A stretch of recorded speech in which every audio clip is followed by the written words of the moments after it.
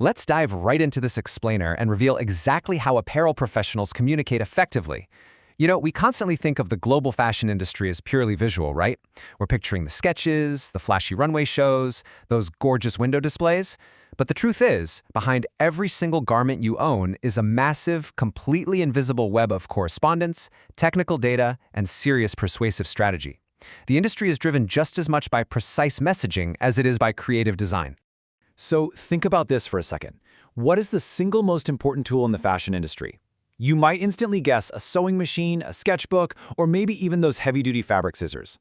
But actually, a single thread of communication is the true machinery here. It's the only thing connecting a designer's brain to a retail customer's closet. Without purposive, highly targeted communication, that brilliant design you came up with never makes it off the paper, the factory floor grinds to an absolute halt, and the final customer just walks away disappointed.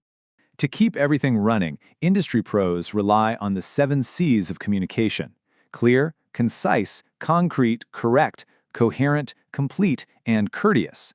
And look, these aren't just polite suggestions from an HR manual. They are the ultimate insider hacks that apparel professionals use every day to prevent absolute disaster. In the garments trade, a message that lacks clarity or completeness doesn't just get you a confused email reply. It means 2,000 shirts get cut to the completely wrong size, which is a massive financial loss. Literally every pitch, every order, and every customer interaction hinges on these 7 principles. To really see how this works, we're going to track the entire life cycle of a garment today. First, pitching the fashion concept. Second, the blueprint or technical descriptions. Third, navigating global supply chains. And fourth, the retail frontline. All right, let's start with part 1, pitching the fashion concept, where it's all about selling the dream. So, long before a single piece of fabric is cut, a designer actually has to get their concept greenlit. And they do this using a structured, high-pressure pitch based on the IDA framework. Apparel professionals know they can't just stand up and lazily list out a bunch of boring features about a dress. No way. First, they hook the audience's attention. Then, they build interest by explaining exactly who the target market is and what makes the design stand out. Next, they create desire by hammering home the specific benefits and the unique selling point, basically, why this exact garment matters right now. And finally, they drive action, using a persuasive close to get that collection funded or approved. It's a highly strategic verbal performance.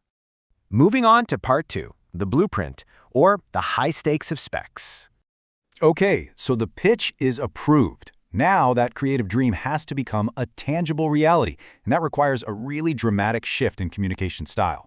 We're pivoting from that highly persuasive, emotional pitch we just talked about straight into the rigid, analytical world of technical descriptions. To give you an idea of just how hard this is, apparel students actually practice an exercise called the blind build.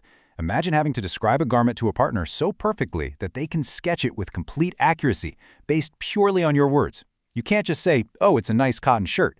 You have to specify the exact fabric weight, the precise measurements, the seam styles, the stitch types, the whole shebang.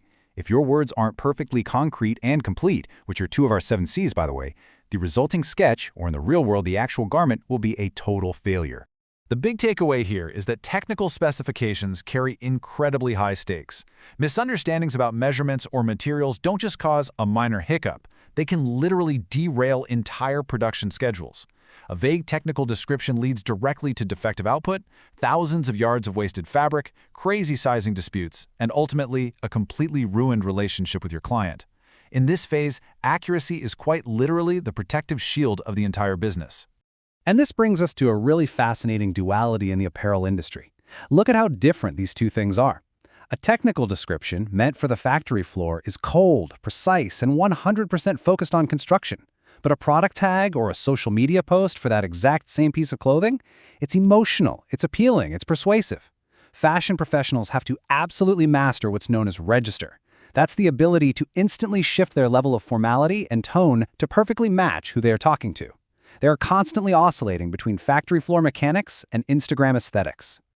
Now for part 3, navigating global supply chains, which is really all about the global threat. Actually producing the clothing means you're diving headfirst into globalization. A local boutique might be instantly sourcing cotton from a textile mill on the exact opposite side of the world. Because of this, navigating language barriers and cultural differences becomes a literal survival skill. Intercultural communication isn't just about throwing words into a translator. It's about successfully exchanging meaning. You're navigating high and low context cultures, adjusting your business etiquette on the fly, and knowing exactly how to confirm expectations. A simple greeting or a hand gesture that implies trust in your culture might be deeply offensive in another. So professionals have to learn to ditch the local idioms, respect incredibly diverse business norms, and always confirm critical details in writing to make sure everyone is on the exact same page. The universal language holding this massive global chain together: physical business documents. Now, a purchase order and a quotation might look pretty similar if you're not trained to spot the difference, but mixing them up? Total chaos. A quotation is simply sent by a supplier to offer a price and some terms. A purchase order, on the other hand, is the formal demand sent by the buyer confirming the exact quantity and the specs. If a boutique thinks a quotation is a finalized order, well, those 150 meters of cotton fabric are simply never going to arrive, and production halts entirely. Finally, we reach part 4, the retail front line, where we are face-to-face with the customer. So, the fabric was ordered, precisely manufactured, and shipped across the world. But out here on the retail front line, things don't always go perfectly. Picture this tense retail nightmare. You've got a furious customer returning a dress because of a ripped seam or a mismatched color. Your natural human reaction might be to get defensive, right? Or maybe instantly blame the manufacturer. But the ethics of professional communication require you to remain truthful, respectful, and highly strategic. The goal isn't just to survive a 5-minute awkward interaction. The goal is to use your communication skills to turn that specific complaint into a lifelong, intensely loyal customer. And how exactly do they pull that off? With a brilliant communication hack known as the LAST method. First, you listen, calmly and actively acknowledging their concern. Second, you apologize, doing it professionally and with empathy. You don't necessarily take the blame for a factory error, but you do apologize for the frustration the customer is feeling. Third, you offer a clear, actionable solution, like a refund or a replacement. And finally, you actually thank the customer for bringing the defect to your attention in the first place. This structured response instantly de-escalates the tension. It builds fierce brand reputation out of what easily could have been a PR nightmare. As we wrap up this explainer, I want you to think about the clothes you're wearing right now. You probably bought them because of how they look and feel, sure. But look past the fabric for a second. Think about the carefully crafted persuasive pitches, the incredibly rigid technical blueprints, the intense cross-cultural negotiations, and the deliberate customer service strategies that all had to happen just to bring that garment to you. The fashion industry isn't just about sewing clothes together. It's about seamlessly stitching together meaning across the globe, one well-chosen word at a time.